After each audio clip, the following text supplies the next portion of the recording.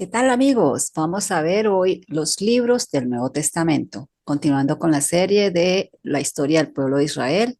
Bueno, vamos a tratar esos temas: el testimonio escrito de la vida de Jesús, los testigos que escribieron, del evangelio anunciado y vivido al evangelio escrito, los cuatro evangelios, los hechos de los apóstoles, las cartas del apóstol Pablo, las epístolas católicas y el libro del Apocalipsis.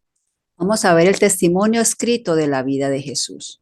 Los libros del Nuevo Testamento dan testimonio de la vida de Jesús y de las primeras comunidades.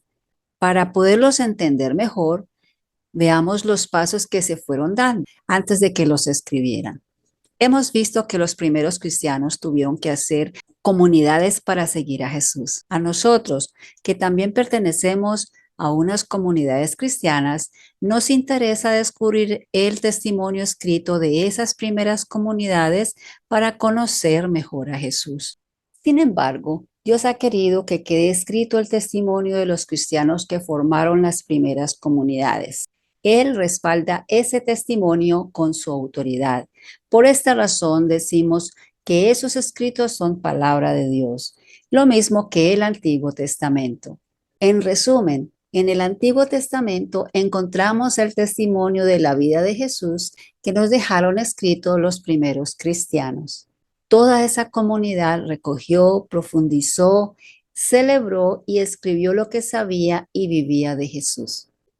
Ellos fueron profundizando poco a poco. Ni los evangelios ni las cartas fueron escritos al otro día de la resurrección. Tanto los unos como las otras fueron madurando en el corazón de miles de creyentes que se acordaron de las palabras y los hechos de Jesús. A la luz del Espíritu que le envió el mismo Jesús, iban penetrando más y más en lo que él les había enseñado. Al mismo tiempo se iba edificando la iglesia, se creaban nuevas comunidades y se anunciaba a Jesucristo vivo. No fue sino poco a poco para no dejar perder nada. Como los evangelistas reunieron todo lo que habían vivido y enseñado durante tantos años. Así, en el Nuevo Testamento encontramos a la vez al que escribió y a la comunidad donde él expresaba su fe. También encontramos a Jesús que vivió en Palestina y del que nos acordamos ahora, y todavía más a Jesús resucitado que vive en el mundo y en la iglesia naciente. Cada uno de los que escribieron ha sido testigo de acuerdo a la llamada que le hizo Dios y a lo que le tocó vivir. Ahora preguntémonos, ¿para qué nos sirve leer ese testimonio de las primeras comunidades? Vamos para el segundo punto, que es los testigos que escribieron. Aunque los testigos no empezaron a escribir sobre Jesús, al otro día de la resurrección no se demoraron demasiado. Pablo, el apóstol, mandó la primera carta a la comunidad de Tesalónica en el año 51, es decir, 20 años después de la muerte triunfante de Jesús. Siguió escribiendo a muchas otras comunidades, la mayoría de las cuales conocía personalmente, hasta que lo mataron en el año 67. Mientras tanto, en algunas partes se iban escribiendo testimonios de algunos aspectos de la vida de Jesús, más que todo de la pasión, de la muerte y de la resurrección.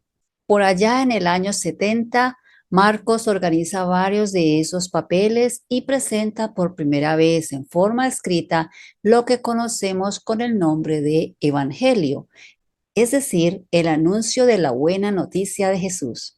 El Evangelio había llegado ya a muchas partes, pero esta es la primera vez que aparece más o menos completo por escrito. Por el año 80, Mateo y Lucas también se animaron a escoger testimonios de la vida de Jesús y escribe cada uno su evangelio. Por último, en el año 95, Juan, el mejor amigo de Jesús, escribe su testimonio después de mucho meditar en lo que había conocido de él. Juan había escrito antes un libro muy especial llamado El Apocalipsis, y durante su vida escribió también 3 cartas que son consideradas como parte del Nuevo Testamento. Lucas, el evangelista, tampoco se quedó tranquilo con el Evangelio. Después escribió el libro de los Hechos de los Apóstoles, donde nos cuenta el nacimiento de la iglesia. Santiago, San Judas, San Pedro y un discípulo de Pablo también escribieron cartas que se conservan como la parte de la palabra de Dios, pues dan testimonio escrito de la vida de Jesús. Cada uno de esos autores sagrados, según lo que vivió, nos ayuda a descubrir un aspecto distinto del misterio de Cristo. Estos libros no fueron escritos en el mismo orden en que están en la Biblia. Los ordenaron de esa forma para que nos quedara más fácil entender lo que es el Nuevo Testamento. Empieza con el nacimiento de Jesús y termina con las primeras comunidades cristianas. Aquí podemos apreciar en este mapa las principales comunidades cristianas al comienzo de la evangelización.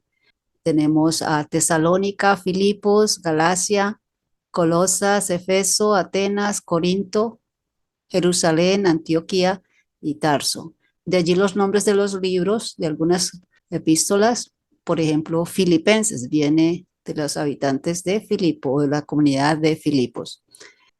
La comunidad de Galacia sería los Gálatas. Ya vemos que aquí este es el mar Mediterráneo, que está Roma, y toda la primera evangelización empezó en esta área, o sea, en Asia Menor y llegó hasta Europa. Ahora hablemos del evangelio anunciado y vivido al evangelio escrito. En las comunidades de este tiempo les importaba más practicar el evangelio que ponerse a escribirlo. En algunas de estas comunidades tenían presentes a los apóstoles que eran testigos privilegiados, pues habían acompañado a Jesús desde el principio hasta que los dejó para ir con su Padre.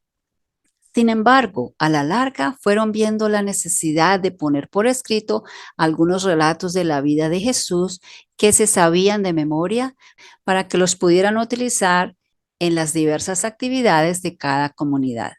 Y veamos cuáles eran las actividades de esas comunidades. Eran básicamente 4. La primera, la catequesis. Los cristianos no se podían quedar contentos con el mero bautismo. Había que aprender muchas cosas y tener unos conocimientos organizados. Pero no solo eso, como iba resultando gente nueva de la predicación misionera, había que prepararla bien para el bautismo.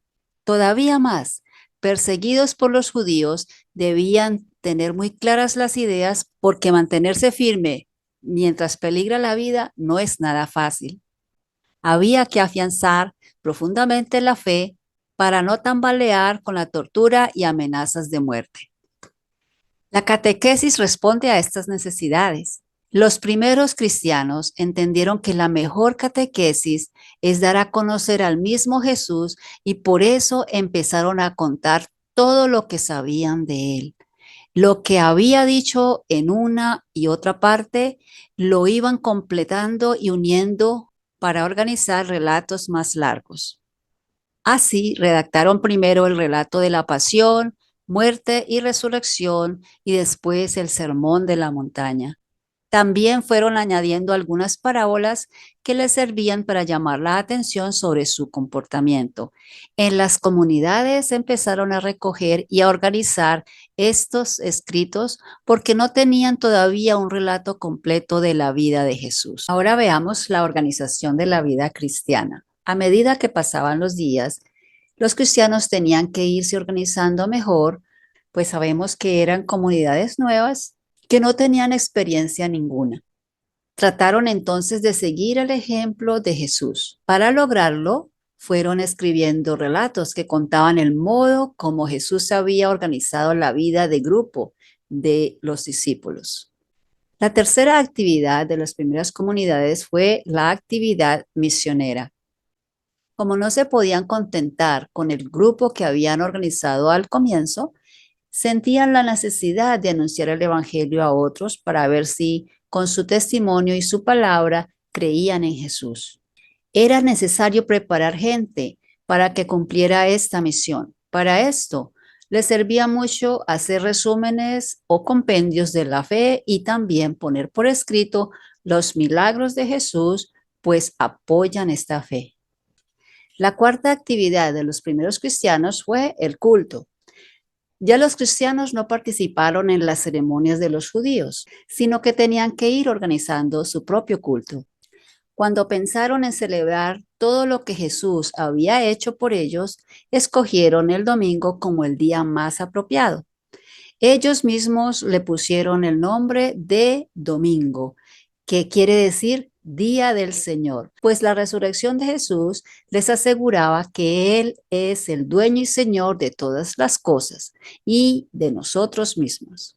Con esto cambiaron la costumbre que tenían los judíos de cambiar la bondad de Dios el sábado, día de descanso, y recordar que fue Dios quien hizo el mundo. Ahora los cristianos celebraban algo más importante todavía. El Hijo de Dios murió y el Padre mostró su aprobación a todo lo que había hecho, llamándolo nuevamente a la vida. La celebración tenía que hacerse como lo mandó Jesús en la última cena, comiendo su cuerpo entregado a la muerte y bebiendo su sangre derramada por ellos mismos. Esto era lo que llamaban partir el pan en memoria del Señor Jesús.